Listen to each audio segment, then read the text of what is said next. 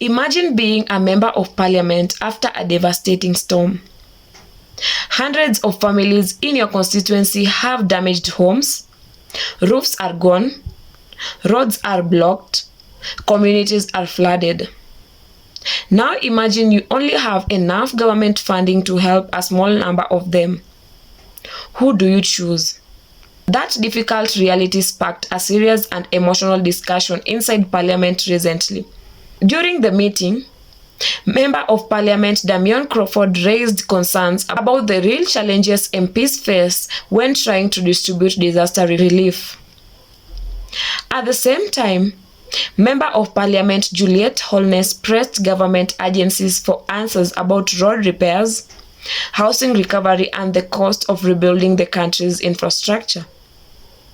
The discussion revealed something important. Disaster recovery is far more complicated than most people realize. Let's get into it. Thank you. I see Mr. Crawford and Mrs. I don't see Mrs. Holness. No, but Mrs. Holness, you have on your mic all the time. So it will invariably get turned off in order to allow those persons to speak. Mr. Crawford, Mrs. Holness, Ms. Burchell, and Mr. Newell.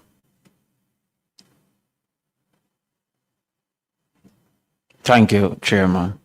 Chairman, I must add my voice to the request being made of the geotagging and the size of our constituency and the terrain. Sometimes when I see the hill that I must go to geotag, you might get a tag that is on the road because that hill to come down to go to the next hill.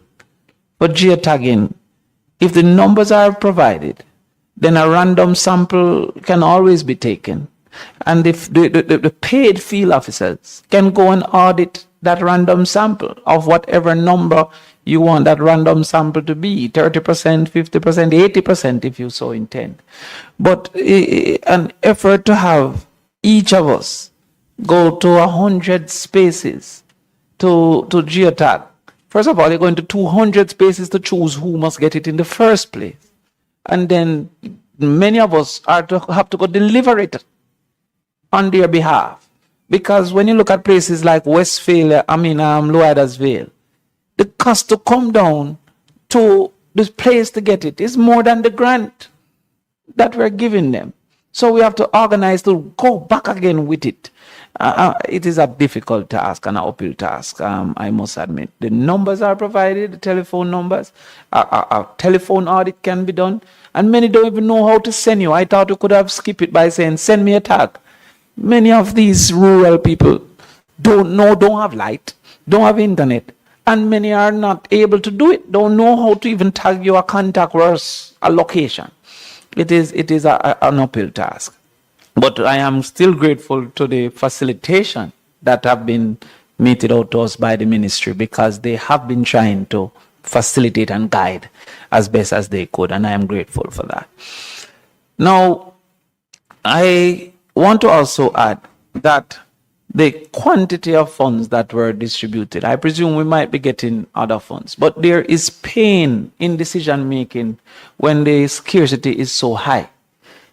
When you have 400 names to choose 60, it is a difficult emotional thing for you to choose 60 and then tell the rest verbally that I don't want to be in charge of who's still wet up. And the quantity of funds for 60 people, even the least impacted gone over 60. The least impacted communities gone over 60 people for the $3 million.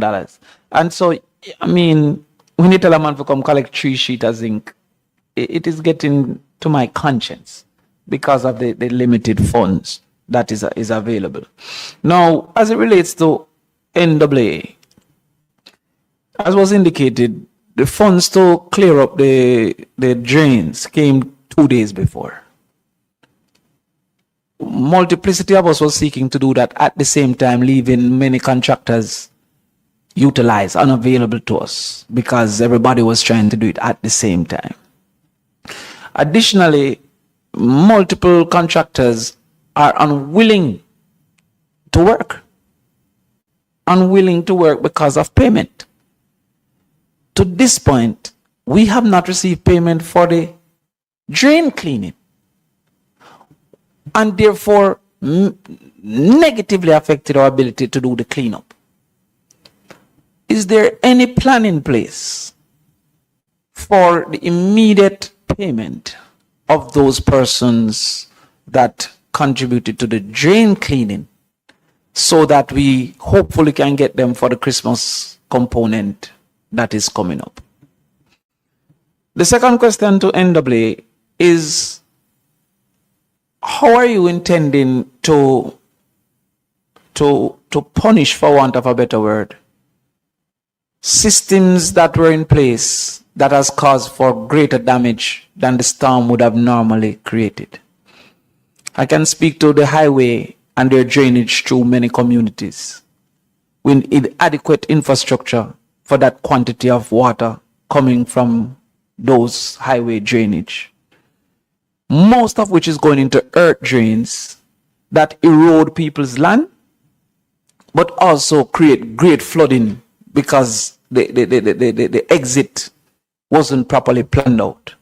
Speaking to communities like Moloch, like Bermody, most of Treadways that was flooded because of the water from the highways. So how are we going to punish the operators of the highway who clearly did a great job on the highway and very limited job for the facilitators of the highway through these communities? Thirdly, communities that are low-lying and therefore depend on soakaways and water dams have had very little maintenance in decades.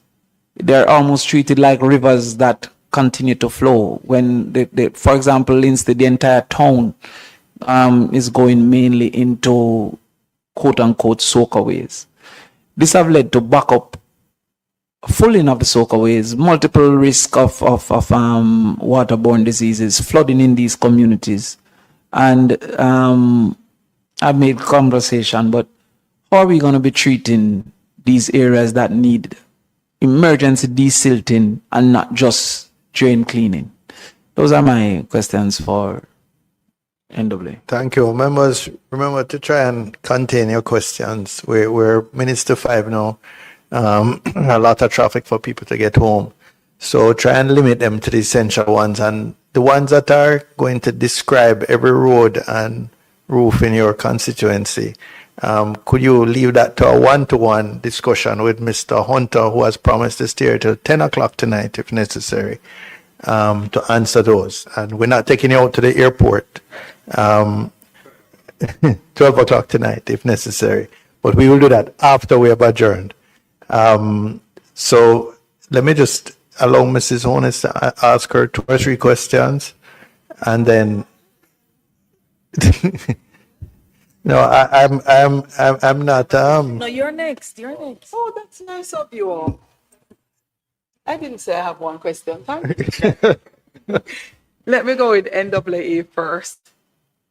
Would you be able, I just got the presentation, but to give us an idea as to what is the cost of work done by NWA to date? I must commend you in asking the question, because I know a significant portion of our country was cleaned at least to one-way traffic so that we could get to our constituents. How much of a country is now at that place? At least one lane cleared so that no communities remain marooned. That's important for me. And at what stage would you be able to give a more fulsome appreciation of what it is going to cost to restore the roads that we are choosing to restore? When would we be able to determine the cost of that? And my final question to NWA is in respect of one particular road for me, the Irish Town Road. Constituents will ask, why are you not helping us to dig out the dirt and put a light post across so that we can have access? It is not fair that we have to cross the river. And I'm saying to them as Member of Parliament, it's actually illegal, both for them and worse me, to go out there and take up the job of the NAA in terms of restoration. Would you be able, in the spaces that NAA possibly think we will not, or it will be a long time before we're able to restore some roadways or ever restore some roadways, to quickly do that assessment so that we can notify the public as to what the options are available to them? There's no alternate route, or where the alternate route would be if we're not going to be able to restore to that particular space. That's for NAA. As it relates to the housing benefits, I commiserate with my members of Parliament, members behind me. However, I am so far very comfortable with the approach. I have found constituents who have told me that their house is damaged. And when you go to Google Maps, you realize that what they're telling you was there was never there. So I do understand the challenge that you face in wanting us to, as best as possible, provide some information you can use to verify. Because when you're faced with the Auditor General, you're going to be faced with the Auditor General by yourself. We will not be there with you. So the approach I've taken, which is why I went with NAA first, which has been very beneficial, is for my constituency, I've been able to reach someone from every single community to identify if there are missing persons, to identify persons are maroon and what is their need. And we have been able to identify every house that way. If we have an area we can't get to, this leads me to know the join-up element of government. For those members of Parliament saying, can you give us some help? We don't have enough admin help. We don't have enough help for transportation.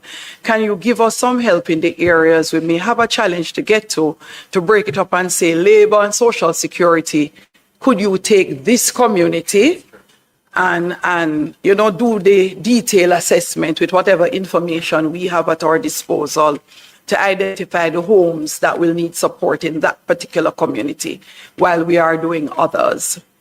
And so that is my question from the housing end of things, to see, because I think we're going down a slippery slope when we behave as if we can take over the role of the ministries, agencies, and department. We say we want more resources, but many MPs don't have a constituency office that replicates the ministry, agency, or department in terms of both the technical expertise and the budget for its staff. So instead of giving us more money, my recommendation is give us more assistance from the ministry, agency, and department to go into the spaces and help us to identify who are the persons who need and to what extent was their homes damaged before Hurricane Melissa. For you, Madam Permanent Secretary and Prime Minister, when I took a look at some of the homes in Westmoreland, St. Elizabeth, and I suspect it is probably going to be the case for a lot of our homes, I do believe concrete roof is good, but a lot of those homes were never built to ever take concrete roof. So what is the solution? I don't know if they're going to have to drop in columns and beams on the wooden structures, on the concrete structures, to be able to take a new type of roofing. But between yourself and the technical experts, I'm not an engineer, though I have some experience. How do we deal with those homes that are partially good to be able to quickly get roof on them again in a permanent or semi-permanent way, so that we can come back to normalcy in a very quick way? Thank you. Over to you. You can take it order whether NWA wants to go first or housing for those two questions. Okay, so I'll jump off first. answer to Member Crawford's questions, the simple answer to payment is yes, payment will be made and made on time so that everyone will have Just a define good on Christmas. time. Just define on time because we're gone three to 4 weeks already. Okay, so based on presentations that we made to Cabinet, a decision has been taken by Cabinet to disperse $5 billion to the NWA to address immediate expenses. So you have that, we have that assurance. Yeah.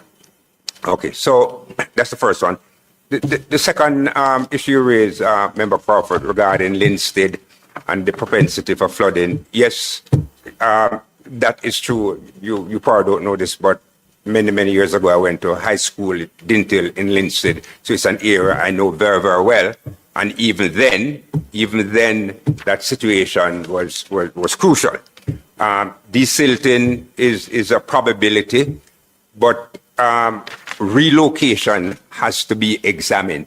I've been to enough flood out areas in Linstead over the last 50 years, and I say 50, not too loudly because of my youthful appearance, but I've been to enough flood out areas to know that relocation is probably a more sustainable solution.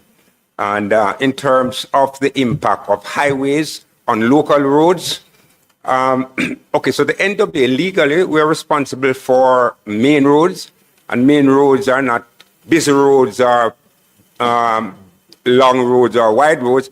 They're roads in a book. So if it's in the book, it's mine. If it's not in the book, it's not mine.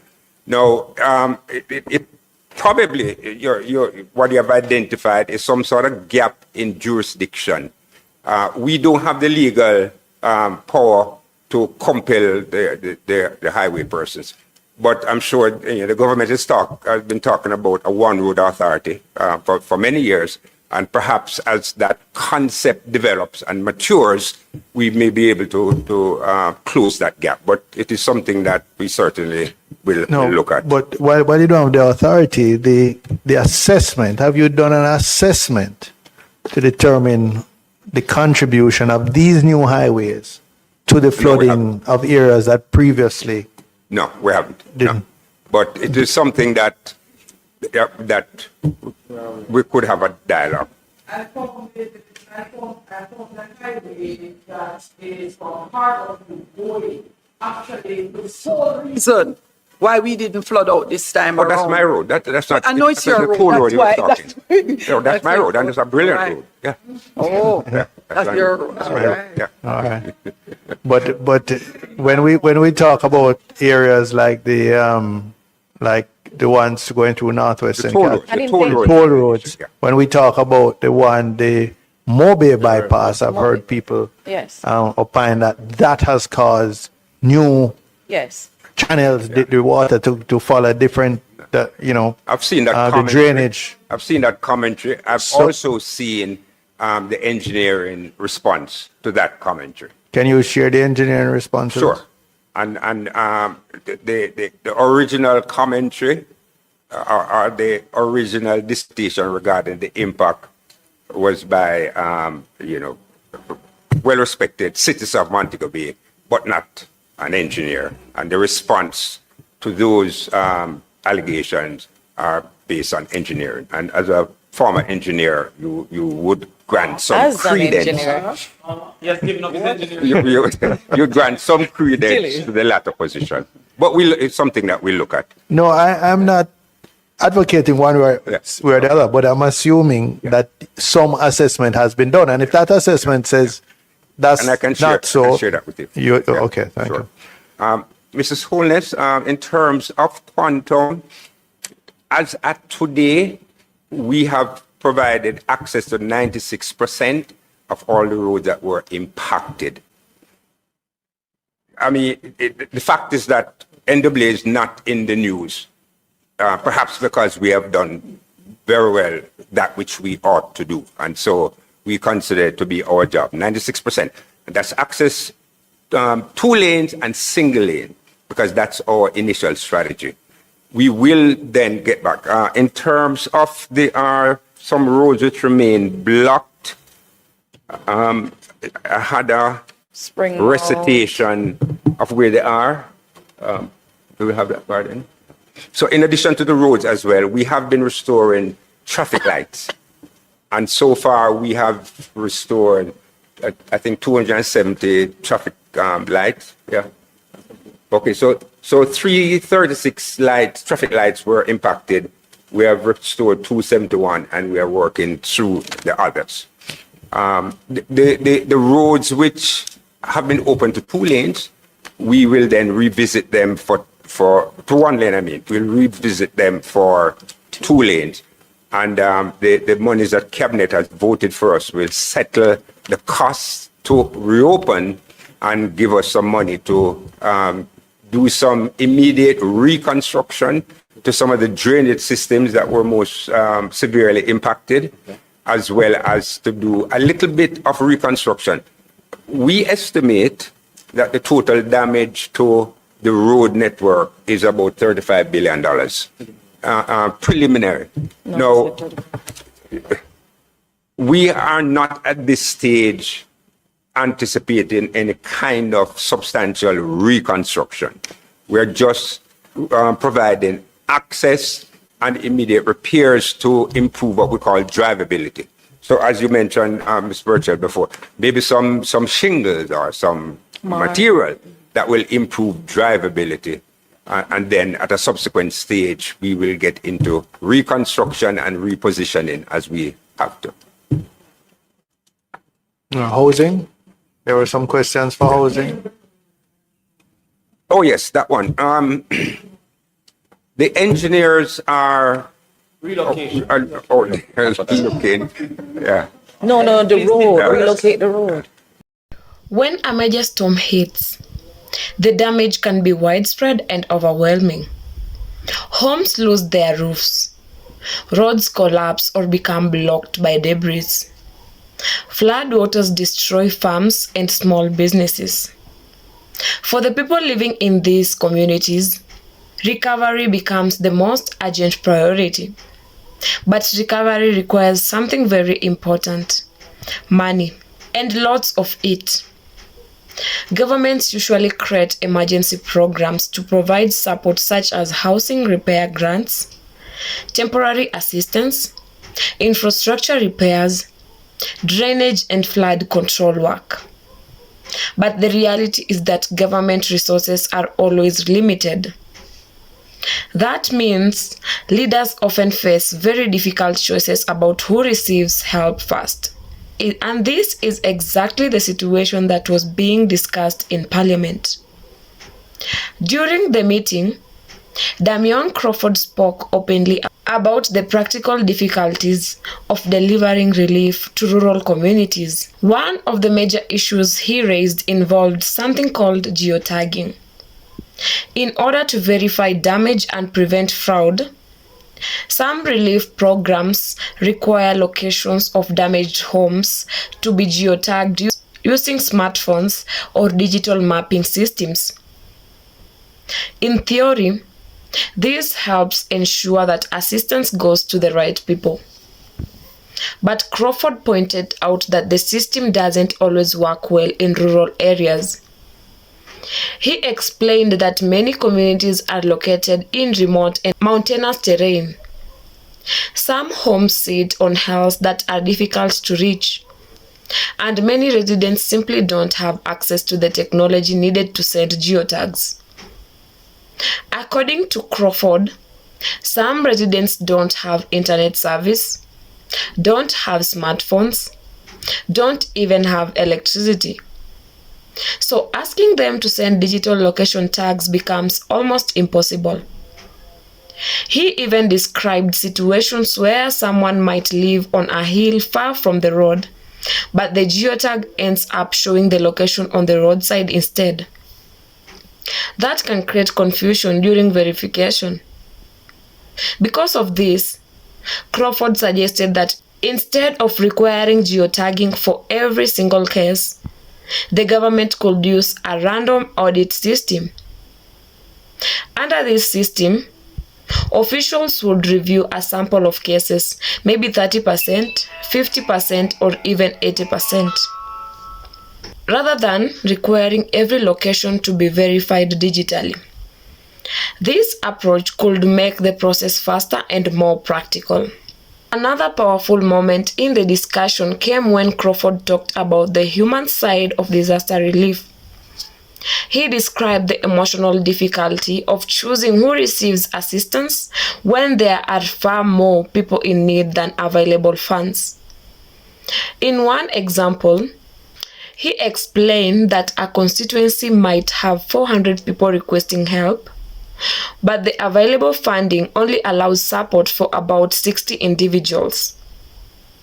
That means the MP must decide which families get help and which one do not. Imagine having to face hundreds of residents who all suffered damage and tell most of them that there simply isn't enough support. Crawford described this as a painful and emotional decision. He also pointed out another issue. In some rural areas, residents must travel long distances to collect relief supplies. Sometimes the cost of transportation could actually be more than the value of the assistance itself. In those cases, MPs may even have to organize deliveries themselves just to ensure that people receive the help. While Crawford focused on the challenges of delivering relief to citizens, Juliet Holness focused on accountability and recovery planning. She directed several important questions to the National Work Agency, the organization responsible for road infrastructure. One of her first questions was about the cost of the work that had already been done. After a major storm, government agencies typically move quickly to clear roads and restore access to communities. Holness asked officials to explain how much money had already been spent on those emergency operations. She also asked a critical question: how much of the country's road network had been reopened? This matters because when roads are blocked, communities can become completely isolated. Emergency services cannot reach them. Supplies cannot get through. The response from officials was that about 96% of affected roads had been reopened for access, at least with a single lane. That means most communities were no longer cut off. But Holness didn't stop there. She also asked when the government would have a complete estimate of the total cost required to restore damaged roads. The answer revealed just how massive the rebuilding challenge could be.